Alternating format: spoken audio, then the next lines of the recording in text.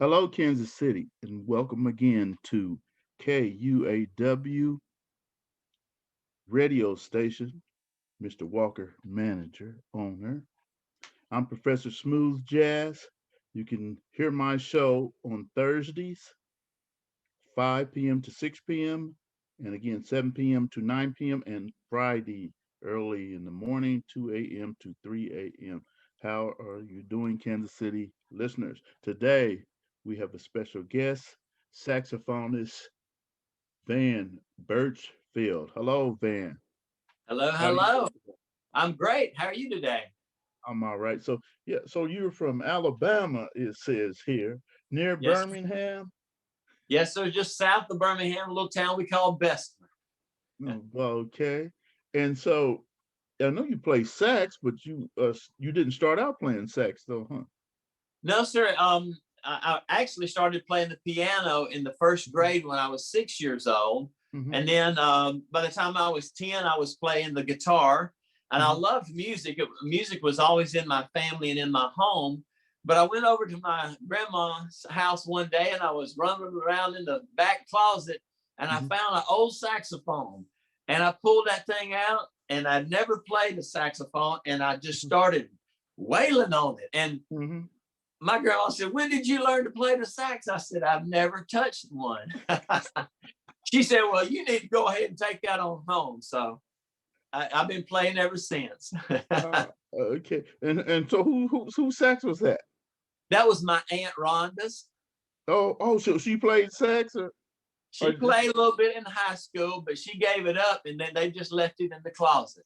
oh well, and that's where your career started, huh? That Man, yes. just think if you wouldn't have been a type of person that goes around looking looking.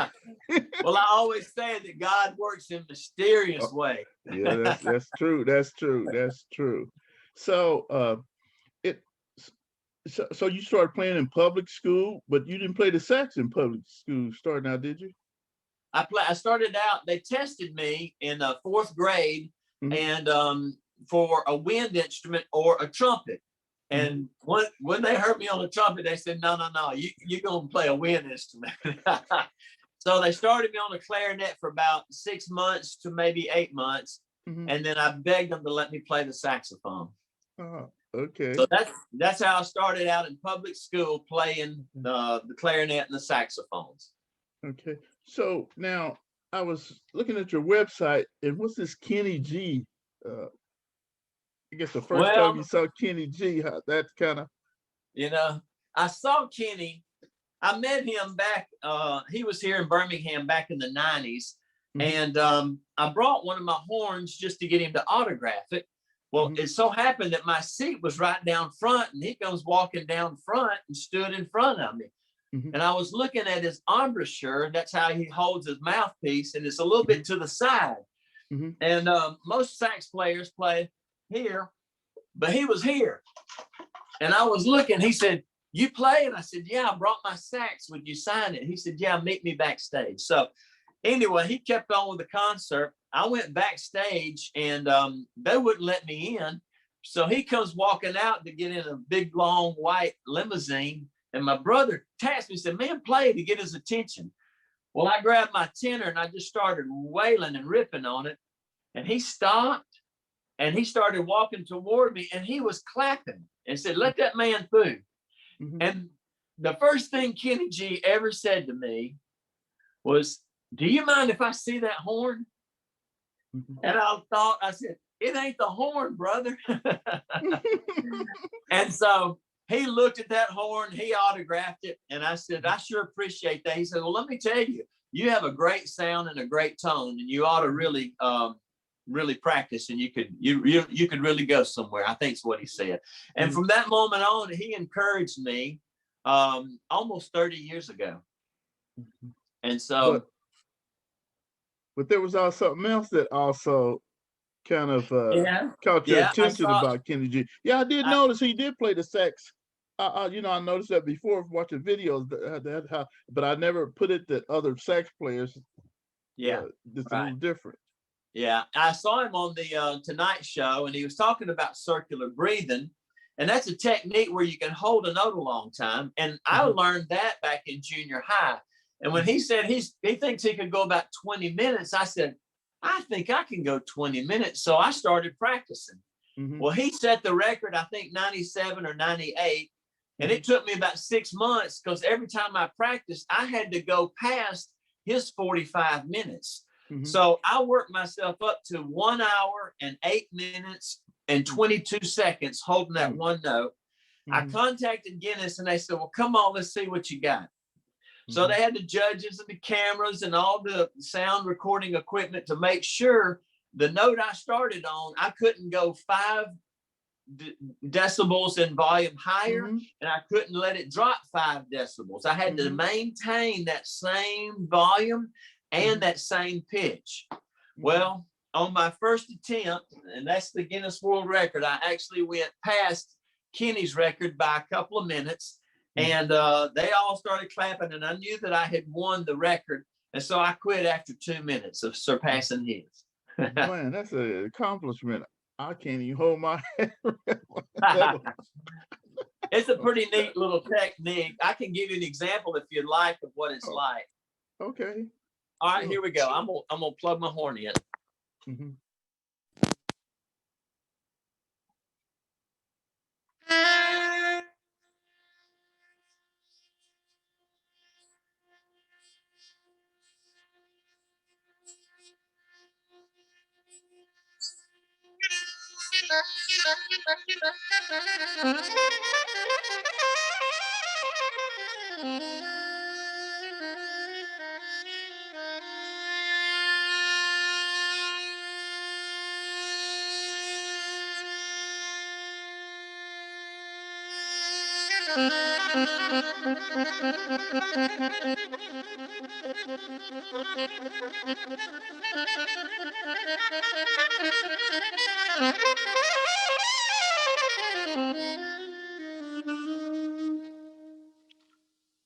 Woo.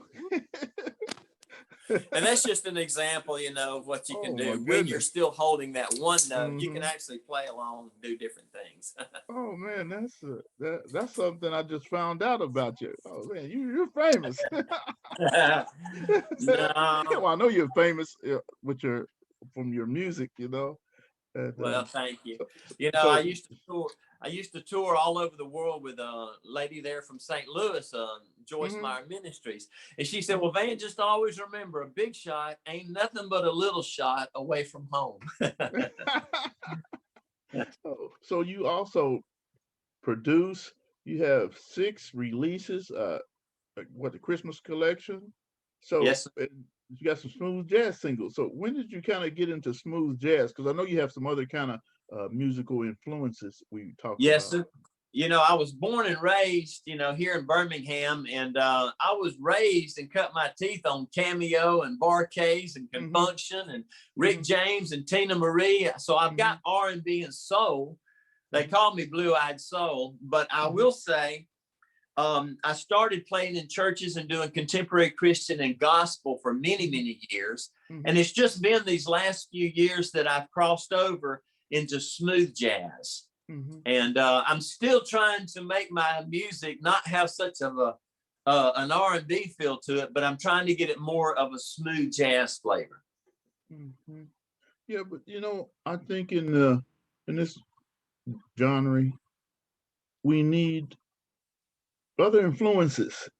You know, that's kind of distinguished. You know, I mean, it makes you who you are away from other jazz artists. Because there's so many jazz artists out. Oh, saxophone. I mean, it's man.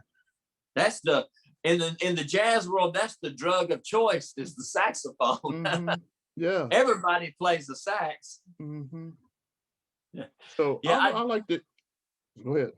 I do want to be a little different. I want, when people say, when they hear that first note, that they'll know that that's Vann Burchfield. Yes. You know, when they hear that groove and that sound, you know, now I will say on this album, you know, I produced the album here, I wrote every song, but I brought in one of the greatest bass players I've ever heard in my life. And his name is Vale Johnson.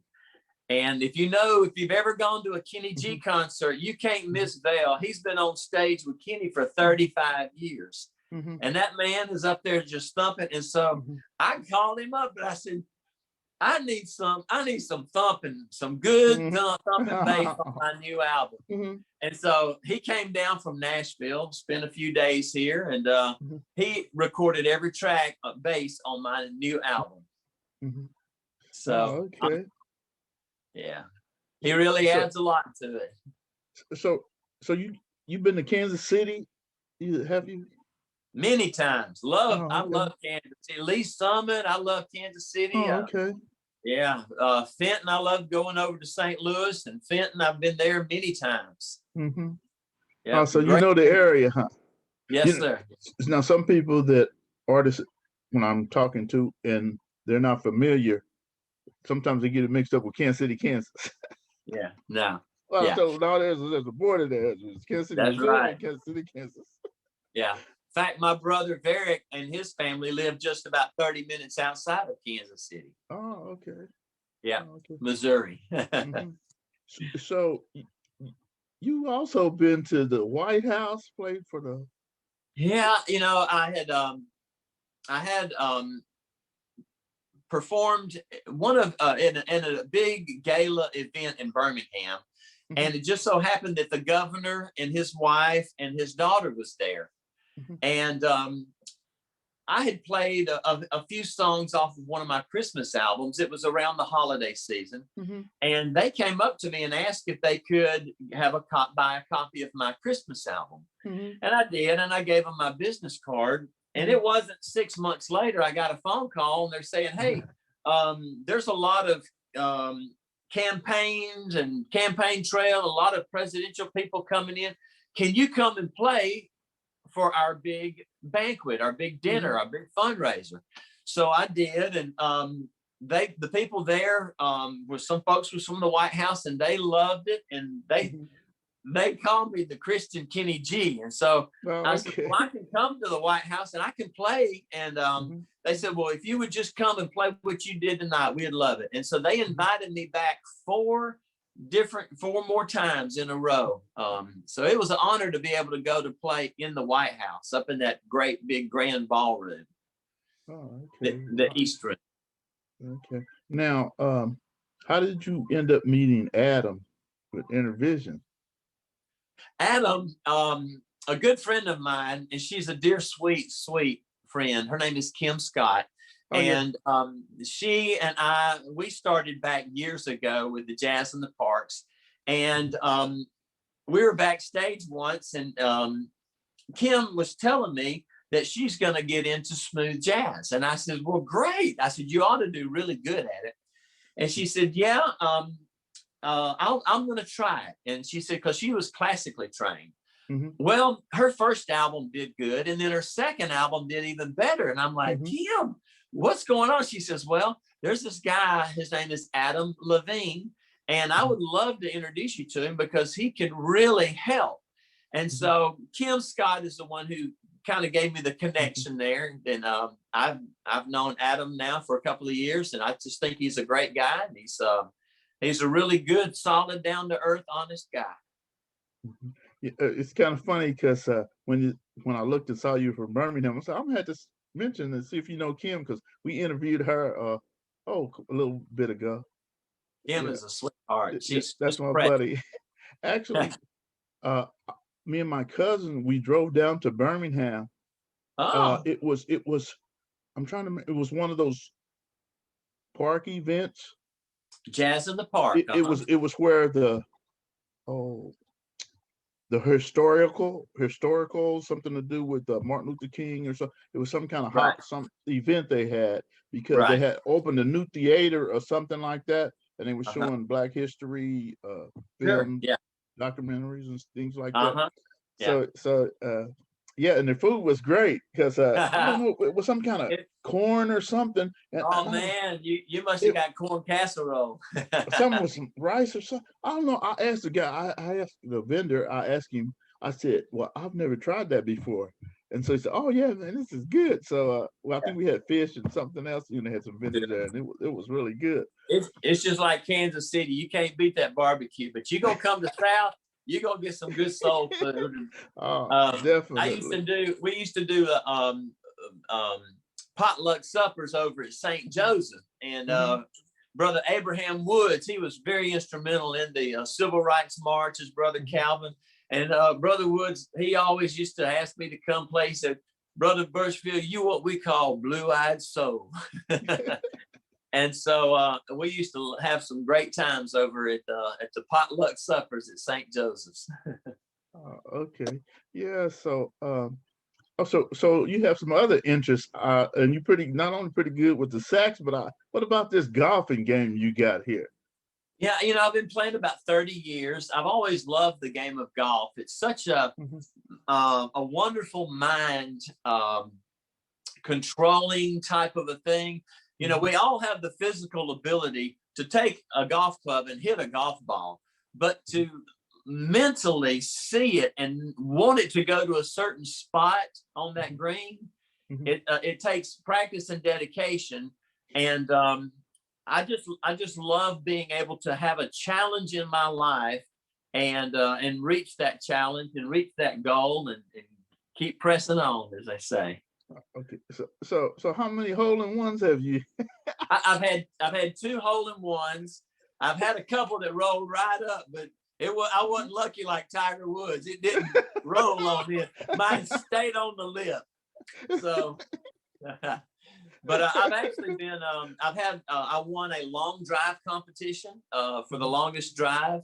But I'm 58. I'll be 59 coming up, and the older you get, the ball flight doesn't just go as far as it used to. So I still love the game of golf, but I've really devoted a lot of time and a lot of years now, more so into my craft of music. So. Okay, now you're gonna show us a little example of what was that? A tune you were playing? Is this on your new CD? Yes, it's called "Stay Strong." It's going to feature Vale Johnson of Kenny G, great bass player, and then a friend of mine, Keith Williams, on acoustic guitar, and I'm going to play it on my soprano saxophone. Okay. So we'll get it going, and I'll plug it in, and we'll be right back. I think the song's about 3 minutes. Here we go. Okay.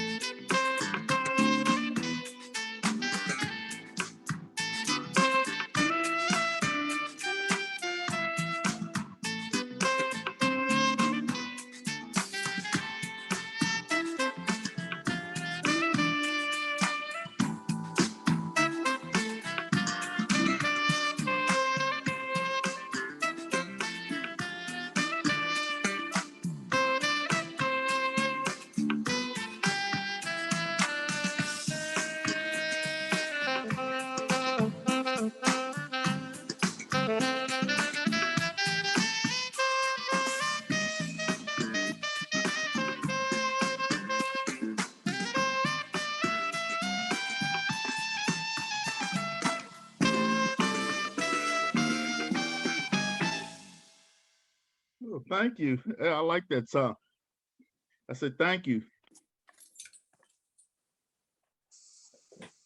All right, there we go. I said thank you. Yeah, I like that song. I think I spun you last week with your drop that she gave me. I think it was last week. I sent it to Adam though. Thank you I so think that's. much. I thought I. Yeah, I'm about to see if I sent it to. I thought I sent it to you. The Okay. the playlist.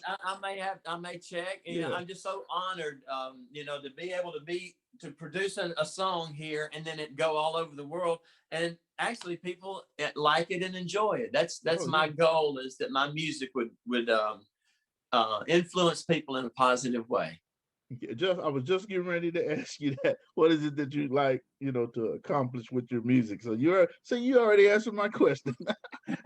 Well, you know, I think I kind of got a good connection and good vibe going on with you guys. I really like folks there, and I really enjoy you and your show. And I've listened to a lot of things over the last few weeks here. And yeah, my music, especially during COVID, I've had a lot of friends that I've lost, and it's just been a heartbreaking, just a terrible time.